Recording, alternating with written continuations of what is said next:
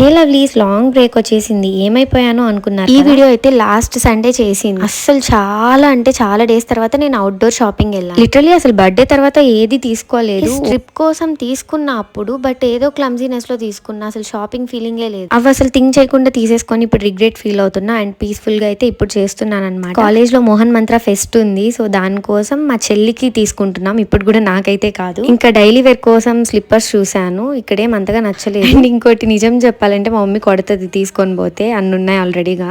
So ఎందుకులే అని చెప్పి సైలెంట్ అయిపోయాను. ఇంకా వ్లాగ్స్ ఎందుకు అప్లోడ్ చేయలేదంటే కొన్ని ఇష్యూస్ అయితే ఉన్నాయి. బట్ లాస్ట్ 2-3 డేస్ నుంచి ఫ్రీగానే ఉన్నాను. బట్ అసలు నాకేం అర్థం కావడం లేదు. First of all trip vlogs pending ఉండిపోయాయి. ఆ తర్వాత బ్రహ్మోత్సవం వ్లాగ్ ఉంది.